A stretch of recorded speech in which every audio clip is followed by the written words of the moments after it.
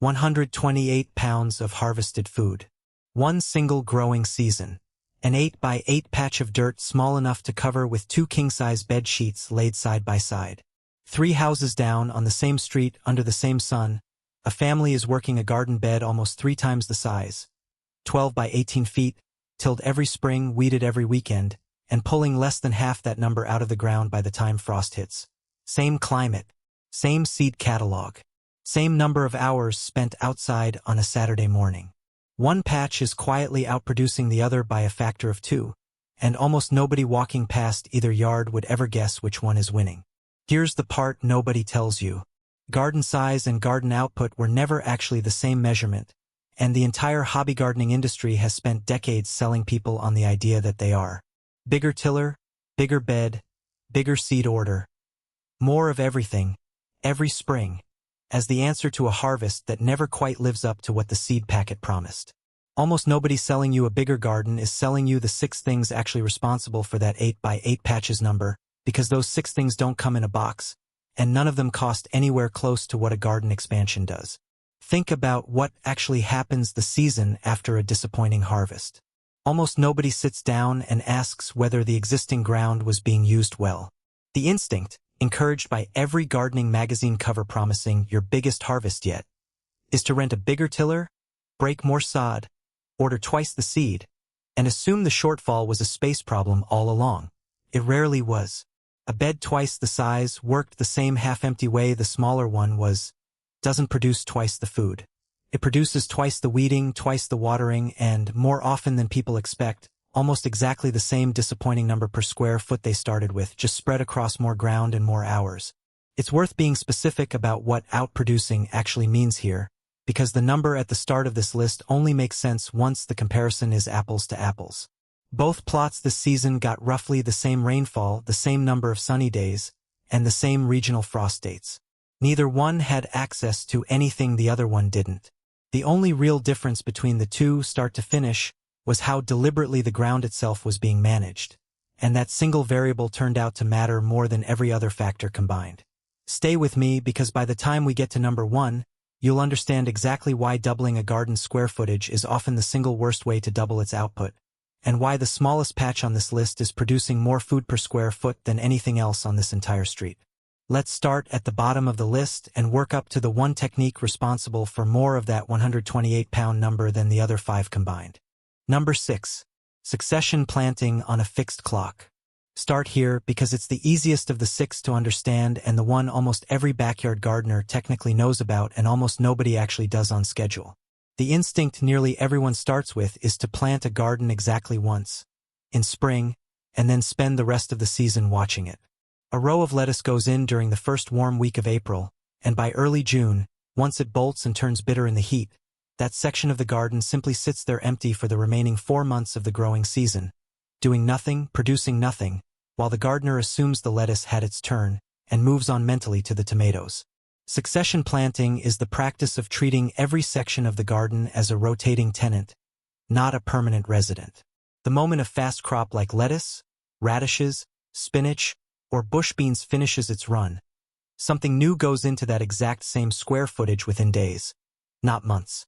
A patch running on a real succession calendar doesn't get 1 harvest out of a bed of lettuce across a season. It gets 3 or 4 because a new round of seed goes in every 2 to 3 weeks, staggered so something is always at a different stage of maturity across the same physical space. The math on this is almost embarrassingly simple once you see it laid out, and it's exactly why it's first on this list. A garden bed that grows 1 crop per section per season is using maybe 40% of its actual growing days. Every week that soil sits empty between old crop pulled and new crop planted is a week of production that a succession-planted bed simply doesn't lose. Multiply that recovered time across an entire growing season, and a gardener isn't getting 10 or 20% more food out of the same footprint. They're often getting close to double, from ground that was previously sitting idle for a third of the year. Here's the catch, and every item on this list has one. Succession planting requires record-keeping most gardeners never bother with, a simple calendar or notebook tracking exactly what went in where and when, so the next planting is ready to go the moment the last one comes out, instead of the bed sitting empty for 2 extra weeks while someone remembers to buy more radish seed. It's not hard. It's just a habit almost nobody builds because nobody ever told them the empty weekend between crops was the actual problem, not the size of the bed itself. There's a second piece to this most people miss even after they start succession planting. Not every crop deserves the same rotation slot. Fast crops, radishes, baby lettuce, bush beans, spinach, are what make succession planting worth doing at all, because they cycle through in 3 to 6 weeks and can realistically get replanted 4 or 5 times across a single season. Slow crops like winter squash or a long-season tomato variety occupy their square footage for the entire year and simply don't have a second or third rotation to give. The patches that actually hit numbers like this one reserve a specific section of the 8x8, often just a third of it, exclusively for fast-rotating crops, so that section alone is doing the work of 3 or 4 separate plantings while the rest of the bed runs its normal single-season crops undisturbed. There's also a seed-starting habit underneath all of this that rarely gets mentioned. Waiting until a bed is actually empty before starting the next round of seedlings guarantees a gap, because most transplants need 2 to 4 weeks of head start indoors or in trays before they're ready to go into open ground. The patches running the tightest succession schedule keep a small, constant rotation of seedling trays going on a windowsill or under a simple grow light at all times. So the moment a section clears, the replacement isn't a seed going into bare soil to start the clock from zero. It's an already established transplant that picks up growing almost immediately, shaving another week or 2 of idle time off every single rotation across the season. Number 5. Vertical growing inside the footprint, not around it. Here's where an 8x8 patch starts cheating the laws of geometry, and it's the second easiest fix on this entire list to actually implement this weekend. Almost every backyard garden grows outward, letting vining crops, cucumbers, pole beans, squash, melons, sprawl across the ground, consuming enormous amounts of horizontal space for a relatively small amount of actual food. A single sprawling squash vine can occupy 15 to 20 square feet of garden bed on its own, more than a quarter of an entire 8x8 patch, while producing roughly the same yield it would produce trained straight up a simple trellis in a fraction of that footprint. Vertical growing isn't a new idea. Gardeners have trained vines up structures for centuries, long before anyone called it a productivity hack. But it's rarely applied with any real intention in a typical backyard bed.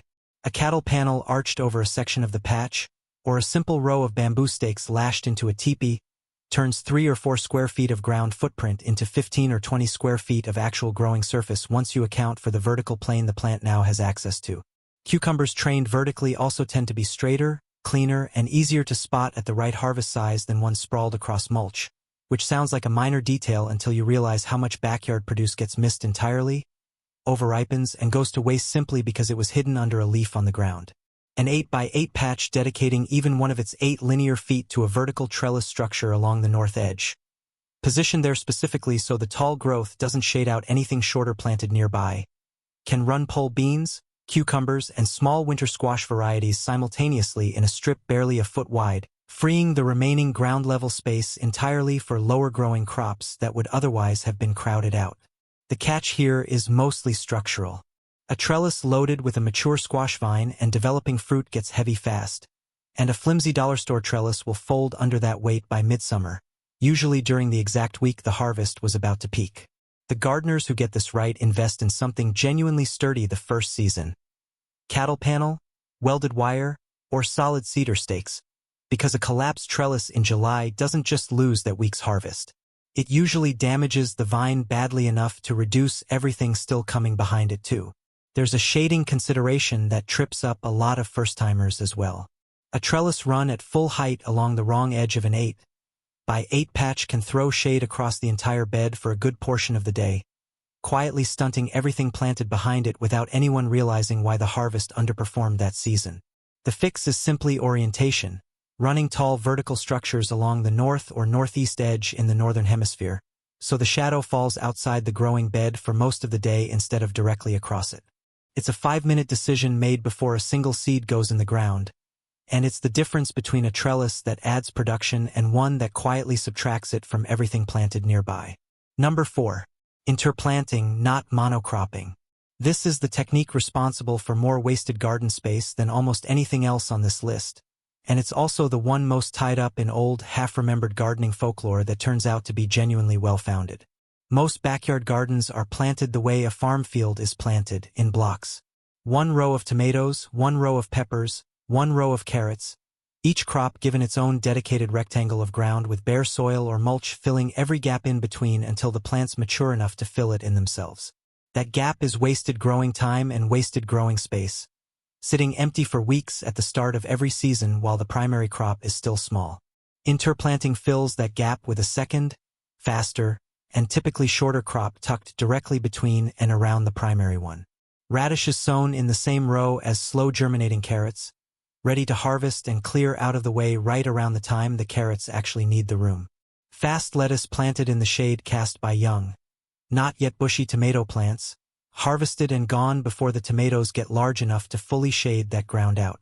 Basil tucked directly at the base of tomato plants, which does double duty, a second harvestable crop from the same square footage, and a documented reduction in certain pest pressure on the tomatoes themselves, a pairing gardeners have relied on for generations for exactly that reason. None of this is really new information. It's closer to a set of matched pairings, companion planting in the older language of gardening, that got treated as folklore for a long stretch of the 20th century, dismissed by an agricultural industry that was busy optimizing for single-crop mechanized farming, where interplanting simply doesn't work at tractor scale. At the scale of an 8x8 backyard patch worked entirely by hand, none of those mechanization constraints apply, and the old pairings turn out to hold up because the underlying plant biology behind them, different root depths competing for different soil layers, different nutrient needs, different timing to maturity, was never actually about superstition. It was about two crops using different resources from the same patch of ground at different times, instead of competing for the exact same resource at the exact same time the way a monocropped row does. One of the oldest documented versions of this is a three-crop pairing developed independently by indigenous farming communities in the Americas long before European contact: corn, climbing beans, and squash grown together in the same mound of soil, each one doing a specific job the other two couldn't. The corn stalk becomes a living trellis for the beans to climb, removing the need for a separate structure entirely. The beans, in turn, pull nitrogen from the air and fix it into the soil in a form the heavy-feeding corn can use, effectively fertilizing their own trellis for free. The squash spreads low across the ground beneath both of them, its broad leaves shading out weeds and helping the soil hold moisture during hot stretches. Three crops, one footprint, each one solving a problem for the other two, and none of it requires anything an 8x8 patch doesn't already have. The same logic scales down to smaller, simpler pairings that fit easily inside a single season's planning. Nasturtiums planted at the base of squash draw aphids away from the crop that actually matters. Marigolds tucked along a bed's border are widely used by gardeners to help deter certain soil-dwelling pests around the root zones of neighboring vegetables. None of these individual pairings will double a harvest on their own. Stacked together across an entire 8x8 patch, applied consistently rather than as a single token flower in one corner, they add up to a bed that's fighting fewer pest problems and wasting less bare soil than one planted in the traditional single-crop block layout. The catch: interplanting takes real planning up front, because it only works when you actually understand which pairings help each other and which ones compete directly for the same light, water, and nutrients at the same time. Get the pairing wrong, two heavy feeders sharing the same square foot at the same growth stage, say, and you don't get double the harvest. You get two stunted crops fighting each other for the same finite resources, producing less than either one would have grown alone. This is the first item on the list where doing it wrong is actively worse than not doing it at all. The easiest way into this without memorizing an entire chart of pairings is to sort by the same handful of questions every time. Does this new plant compete with the primary crop for the same depth of soil, the same nutrients, and the same light at the same point in its life cycle?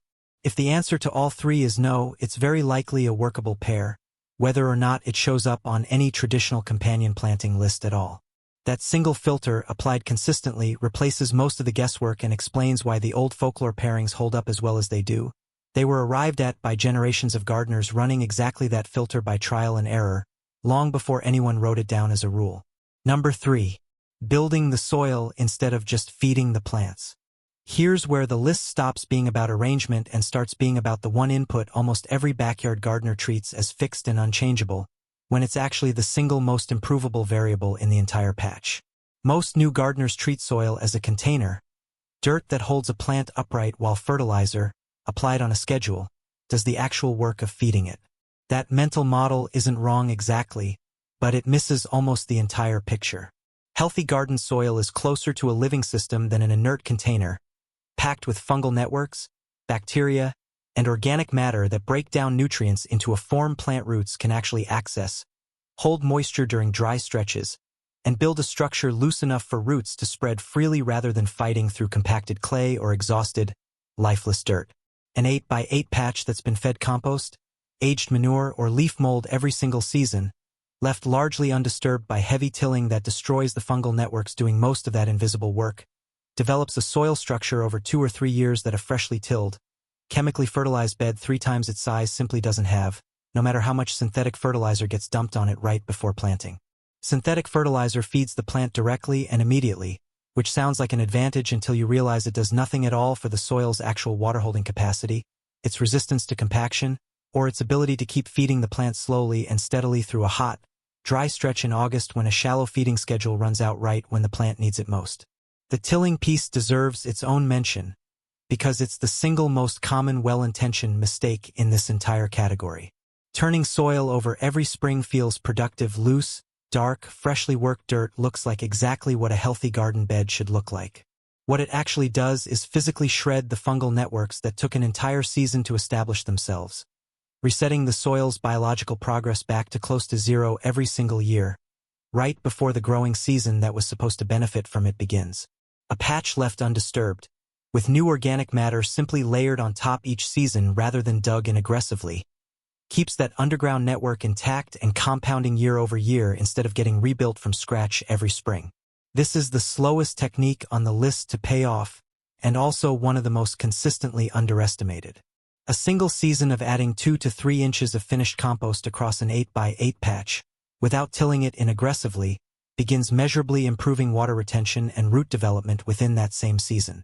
By year 2 or 3, that same patch is holding moisture through dry spells that would leave a chemically fed, compaction-prone bed visibly wilting by early afternoon, which directly translates into fewer stressed, stunted plants and a measurably higher percentage of the garden's flowers actually turning into harvestable fruit instead of aborting under drought stress.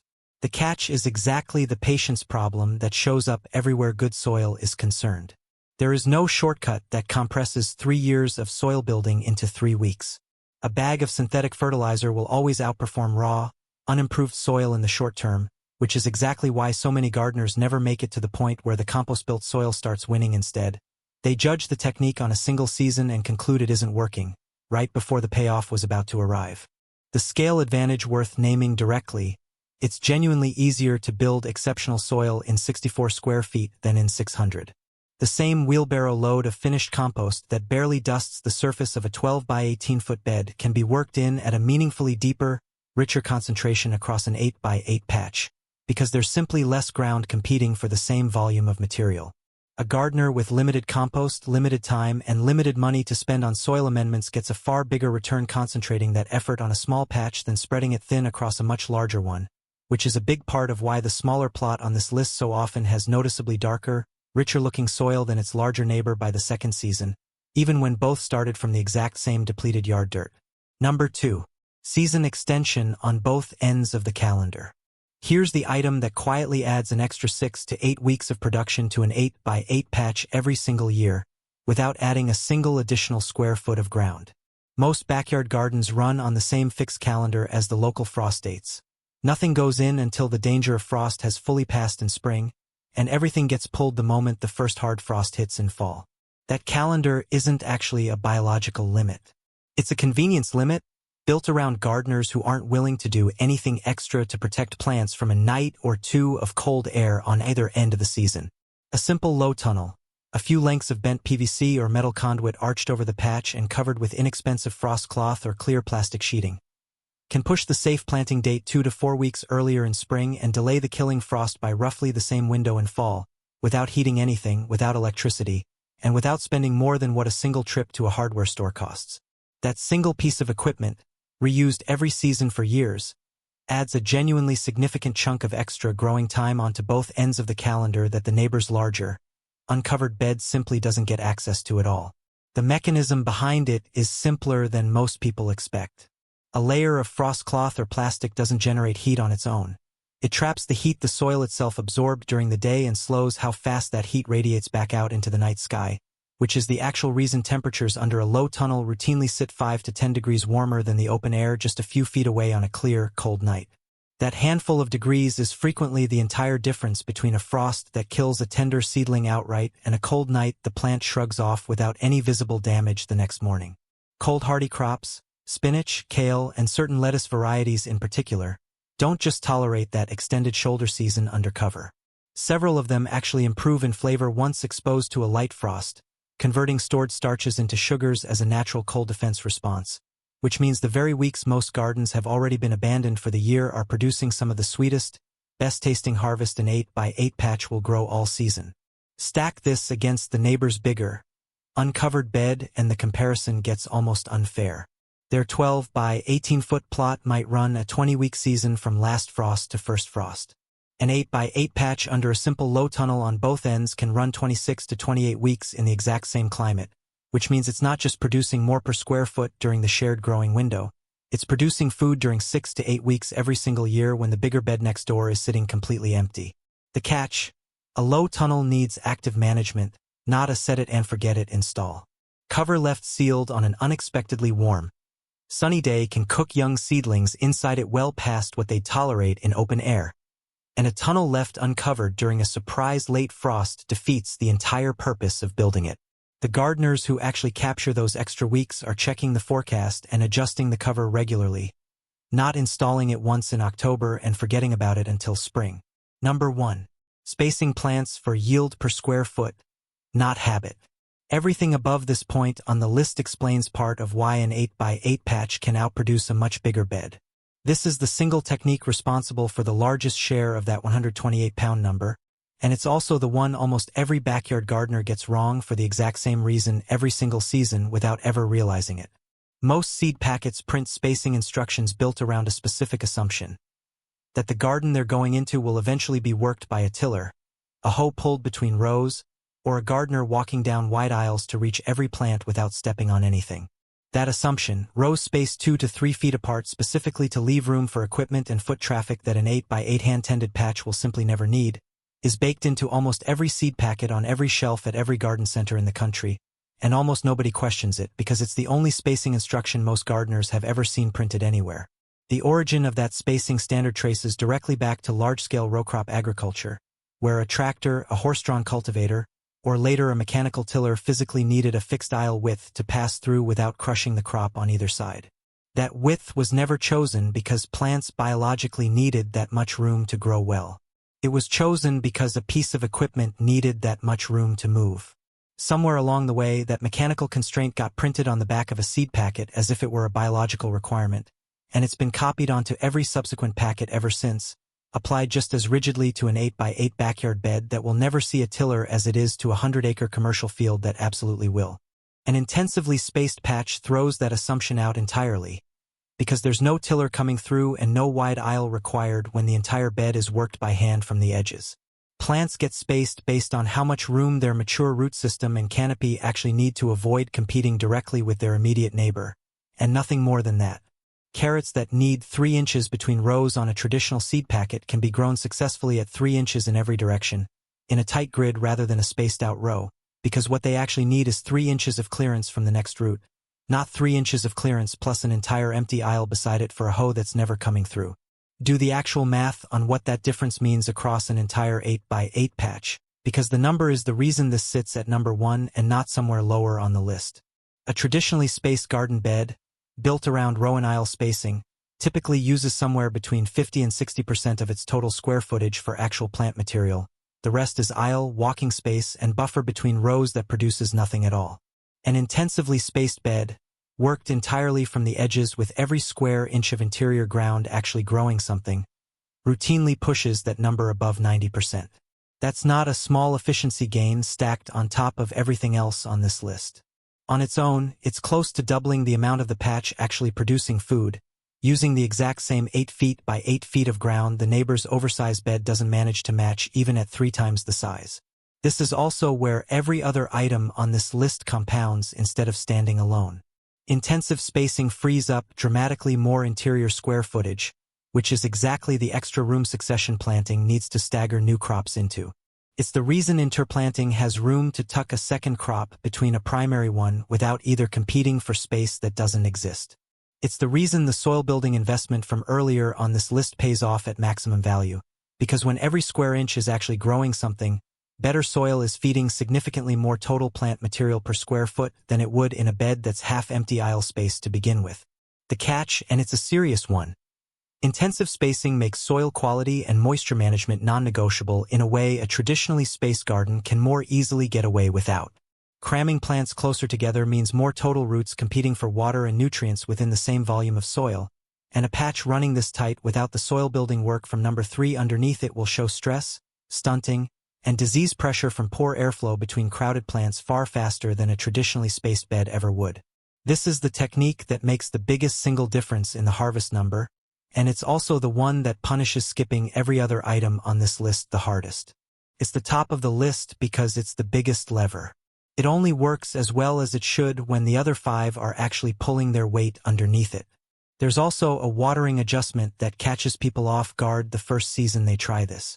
A traditionally spaced bed with visible gaps between plants loses a lot of its irrigation to bare soil evaporation, which sounds wasteful until you realize it also means overwatering a slightly too generous schedule rarely causes real damage, because the excess just evaporates off exposed dirt. An intensively spaced bed has almost no exposed soil once the canopy fills in, which means water applied to it is being used far more efficiently. But it also means there's very little margin for a badly calibrated watering schedule, because there's nowhere for excess water to go except into roots that are already crowded and competing. A drip line or soaker hose, run on a consistent schedule rather than an occasional heavy soak from a hose nozzle, solves this almost completely, and it's worth setting up before the bed fills in, not after the first signs of stress show up in July. Add all 6 of these together and you get an 8x8 patch that isn't winning by accident, and it isn't winning because of some rare piece of luck with soil or sunlight that the bigger bed 3 houses down doesn't also have access to. It's winning because every single square foot of it is actually working. Every week of the season it's physically capable of working. Instead of half of it sitting empty as unused aisle space, half its calendar sitting idle waiting for the official growing season to open, and half its potential yield sprawled sideways across the ground instead of trained up where it belongs. That's the actual trade being made here, and it's worth being honest about it. None of this is less work than a bigger garden. If anything, intensive spacing, succession planting, and season extension all demand more attention per square foot, not less. What they trade is space for attention, not effort for nothing. A gardener with more time than land, which describes most people gardening in a backyard rather than on a farm, comes out dramatically ahead making that exact trade, because attention scales in a way raw square footage never quite does. You can pay closer attention to 8 feet by 8 feet in 10 minutes a day. You cannot pay that same quality of attention to 12 by 18 feet in the same 10 minutes, no matter how good the intentions behind expanding the bed were in the first place. For most of gardening history, before suburban yards made empty space cheap and abundant, growers didn't have the luxury of solving a small harvest by simply adding more ground. Space was expensive or fenced or simply didn't exist beyond what a household already had. So every one of these 6 techniques, succession, vertical growth, interplanting, soil building, season extension, tight spacing, wasn't an advanced trick. It was just how a productive garden was grown out of necessity by people who couldn't solve a yield problem by planting a third more row. Somewhere in the last several decades, cheap suburban land quietly let an entire generation forget that a bigger bed was ever a substitute for a better managed one, and most gardening advice never caught back up to that fact. None of that means bigger gardens are pointless, or that anyone with the space for a full traditional plot should tear it out. A 12 by 18 bed run with these same 6 techniques instead of row and aisle habits would outproduce its own former self just as dramatically as it's currently being outproduced by the smaller patch 3 houses down. The lesson buried in that 128-pound number was never really about small versus big. It's about managed versus unmanaged, and size just happens to be the variable that makes the gap the most visible when it's staring at you from 2 very different yards on the same street. You don't need to overhaul an entire garden to test this. Pick one section, roughly 8 feet by 8 feet, and apply even 2 or 3 of these 6 techniques to it this season while leaving the rest of the garden running the way it always has. Compare the harvest at the end of the year side by side, from the same soil, the same sun, the same amount of rain. The comparison tends to make the case for itself far better than any single number quoted at the start of a video ever could. Now I want to hear from you, because your comment decides what gets dug up next on this channel. Tell me the actual size of the patch or bed you're currently working, and which one of these 6 you're already doing without realizing it had a name. If you've already run an intensive patch like this one against a bigger, traditionally spaced bed and tracked the difference yourself, drop those numbers below. Real numbers from real backyards are worth more here than anything a video can tell you. I read every single comment, and it's exactly what decides which forgotten technique gets dug up next on this channel. If this changed how you're looking at the size of your own garden, hit subscribe, because every week we go looking for exactly this, the yield hiding in plain sight in the plot everyone assumed was too small to matter.